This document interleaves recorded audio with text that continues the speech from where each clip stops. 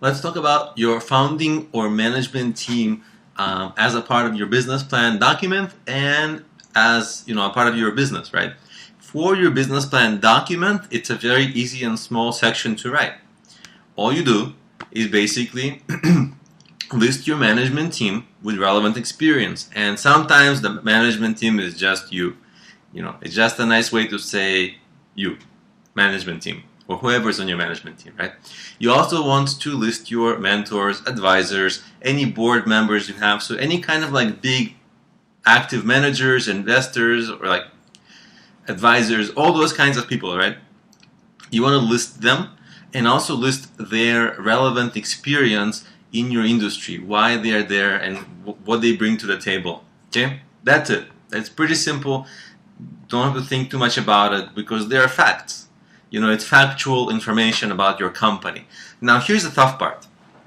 The tough part is getting a good management team. That's like infinitely harder, right? Because at the end of the day as well, writing the business plan section is easy, but it doesn't matter how you write it, it matters what is written in it. So if it's written like, oh, my management team is consisting of my grandmother and my dog, just to give an example, that's not a great management team for most businesses. But if you say my management team consists of my business partner has 10 years experience in marketing in this industry, my other business partner has 10 years experience in product development in this industry, oh, okay, that sounds like a serious team, right? So getting those people, getting those right people into your team, that's the tricky part that you've got to do. And so let me just walk you through a bunch of tips for how you should approach this. So don't blindly invite people. Studies show that if you've never worked with someone before, it probably won't work out. So don't be so eager to invite them into your team. Kind of test them. Because if you've never worked together before, you're going to be discovering that you're going to have you have different work habits. It's most people do have very different work habits from others. Some people work more, some people are more dedicated, some people are less, and you don't want to learn that about your partner, that like, let's say they're lazy.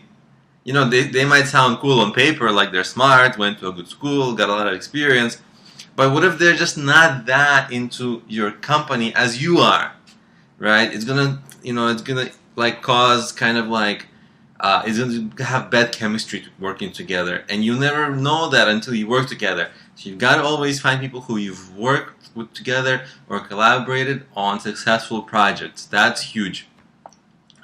Additionally, according to Paul Graham, who is also actually the person who talks about this previous point I made, the next point I make is also from Paul Graham. And if you don't know about Paul Graham, he's one of the most respected business people today. He's the founder of the Y Combinator startup incubator, and he's got a lot of data, over 1,000 companies that he's helped grow by now, I'm pretty sure.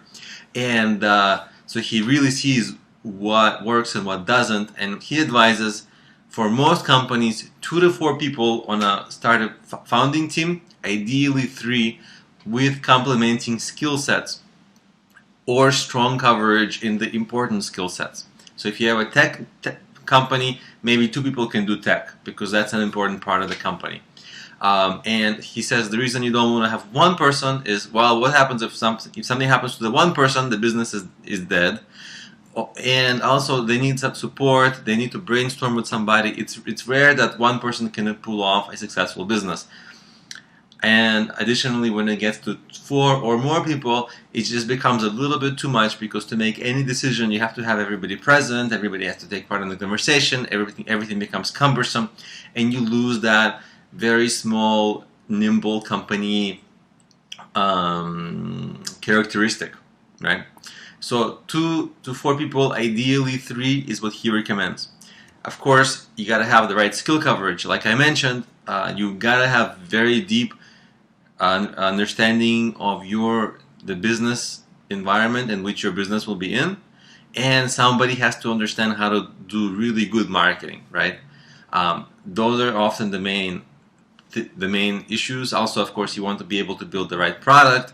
That's also like, the product is really important skill sets, like understanding how to build the product. Those are typically, provide the product, grow the company, those are like really, and build the product. Those are really some of the really top skills that are needed. And you've got to have them on your founding team, either you or one of the partners. So here's what you should not do. Don't invite too many half interested, half sort of okay people who are kind of a fit just because they are friends or buddies, or like you tell people, oh, I have a business ideas. They tell you, oh, tell me, that you tell them. They're like, that sounds cool. And you say, oh, do you want to be part of this? You want to work on this with me? They say, yeah, but who are they? They're just a friend. They're not like a business person. They don't provide any kind of a deep skill necessarily, at least most of the time. So you want to be careful, because you'll have a lot of those conversations, and then a lot of people will be like, oh, cool, I want to be a part of that too. And then before you know it, you got like 10 people on your team who don't really contribute that much. And then you got to figure out a way to kick them out because they're useless usually. This is something that happens often. You know, you're social, you tell people you're excited, people feed off your excitement, they want to join, but they don't want to do the work, they just want to participate in the excitement. And so you gotta be a little bit more disciplined. And then of course, I do want to advise against working with friends and family, because you don't want to risk your friend-family relationship. And sometimes business things go sour. There's all kinds of disagreements, and you certainly do not want to risk your relationships, because they are more important than business, right? You can fix your business, but it's harder to fix relationships. So that's something to only do in rare occasions and give it a lot of thought. And if you do actually want to start looking for business partners, I have a few tips.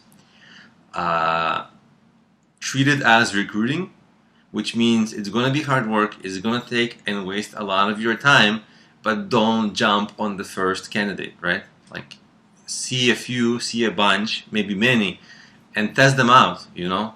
Don't just invite people. And you can network at industry events and just meet a lot of people. Not only see if people are a fit for your company, but ask them if they can recommend someone. Ask your existing business peers or business contacts if they can recommend anyone. And if you have a tech company, there's a couple of websites I want to recommend. One is founderdating.com, and the other is angellist.com. In their talent section, sometimes you can recruit co-founders and invite people who have certain skills. So that's it. You certainly know how to write that section of your business plan, but also hopefully I've given you enough to think about in terms of how to actually invite and get good business partners and co-founders for your company, because it's so important. And having a bad co-founder can really ruin things, because a lot of things can go wrong. So you want to get a good one, and I gave you the tips.